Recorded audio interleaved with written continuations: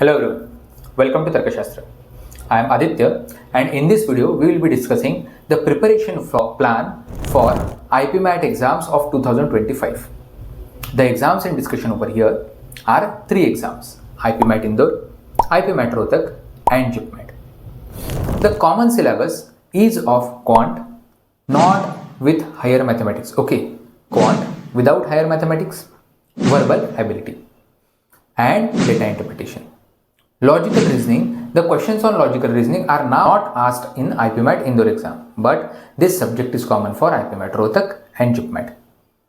तो without getting into much details of this exam हम लोग आज की वीडियो में डिस्कस करेंगे preparation plan for the next 12 months. Now there are total 365 days in your hand, but क्या सच में 365 डेज है? नहीं.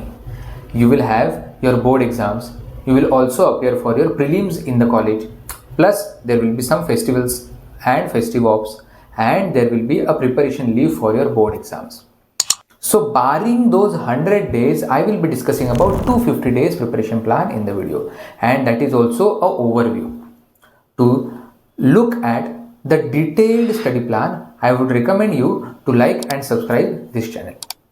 So if we are discussing about 250 days study plan, we need to first of all take into consideration the number of topics which we are going to prepare. अगर मैं total topics count करूँ quant, DILR and verbal ability के, so there are around 100 topics which you need to prepare in these 250 days.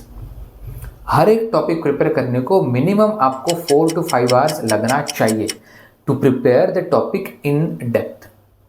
If we plan our preparation for 3 hours a day, so 250 days में अगर मैं daily 3 hours का भी plan करता हूँ तो it gives me close to 700 to 800 hours of preparation, which is more than enough to prepare your 100 topics.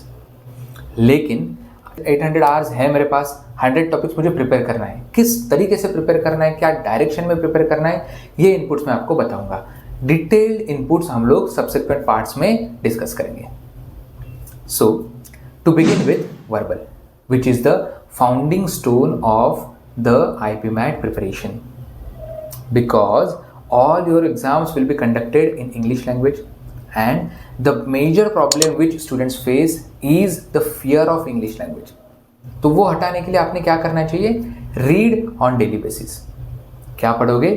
Read any newspaper, preferably editorials, read magazines, and if you are a bookworm, try to read the books, but do not pick the big books. Okay, छोटे छोटे books written by different authors and from different genres. उससे क्या होगा, आपको different author के perspectives written in different genres, different figure of speech and different grammar, different vocab पढ़ने की आदत हो जाएगी. धीरे धीरे धीरे धीरे आपका फाउंडेशन बिल्ड होना स्टार्ट होगा. इसके लिए आपने कितना टाइम देना चाहिए? Daily 1 hour per day is sufficient. Do you need to give this 1 hour in a single slot? जरूरी नहीं है. 15-15 मिनट के आप 4 स्लॉट भी दे सकते हो, 30-30 मिनट्स के 2 स्लॉट भी दे सकते हो. जैसे आपका डे प्लान हो चुका है उसके हिसाब से आपने अपना प्रिपरेशन या टाइम डिसाइड करना चाहिए.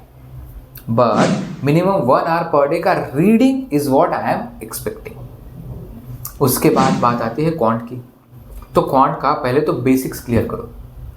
If you are not from a science background, if you are from a commerce background, you need to stay in touch with the mathematics which you have studied in the previous year or the year prior to that. आपने जो 9th and 10th में mathematics पढ़ा हुआ है, that is what you need to stay in touch with. Continuous revision करते चलो. Topics जो 9th and 10th में आपने पढ़े थे वही टॉपिक्स आएंगे, लेकिन टाइप ऑफ क्वेश्चंस ट्विस्ट होके आएगा. कैसे? 9th and 10th board exams में हम लोग MCQs नहीं सॉल्व करते थे. Option A, B, C, D ये हम लोग नहीं सॉल्व करते थे. हमें डिस्क्रिप्टिव आंसर्स लिखने की आदत है. Whereas the entrance exams asks you MCQs. तो वो टाइप के क्वेश्चंस आपने सॉल्व करने चाहिए. स्टडी मटेरियल कौन सा होगा?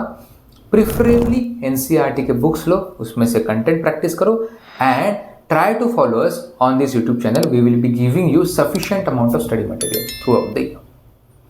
या तो फिर अगर आपने कोई कोचिंग क्लास ज्वाइन किया हुआ है टू सेपरेटली फॉर IPMAT, तो उनका स्टडी मटेरियल भी सफिशिएंट है. नाउ ये जो 52 वीक्स का आपका प्रिपरेशन रहेगा उसमें से मैंने 100 days that is close to 15 weeks पहले ही एलिमिनेट करके रखे हैं। Now we are left with close to 35 weeks. 35 weeks में हम लोगों ने कैसे प्लान करना चाहिए? I will urge you to plan for Monday to Friday. Do not plan any activity on Saturday and Sunday, because Sunday funday होता है यार। पहले ही आपके ऊपर बोर्ड्स का बहुत ज़्यादा प्रेशर है, एक साल पहले ही आपने बोर्ड्स का एग्जाम दिया हुआ है, तो इतना ज़्यादा प्रेशर लेने की ज़रूरत नहीं है। दिवाली तक या फिर मैक्सिमम नवंबर या दिसंबर एंड तक आपने आईपीमैट के प्रिपरेशन का फाउंडेशन क्लियर करके रखना चाहिए, so that after board exams are over you can build a building on that foundation. Board exams के बाद आपने सिर्फ और सिर्फ डिफिकल्ट लेवल पे क्वेश्चंस प्रैक्टिस करने चाहिए। तो टिल दिवाली और दिसंबर आप क्या करोगे? Monday to Friday 1 hour per day reading, 1 hour per day quants, solve MCQs, week wise या मंथ वाइज प्रिपरेशन प्लान मैं आपको सब्सिक्वेंट वीडियोज में दूंगा। 1 आवर पर डे आपने logical reasoning and data interpretation.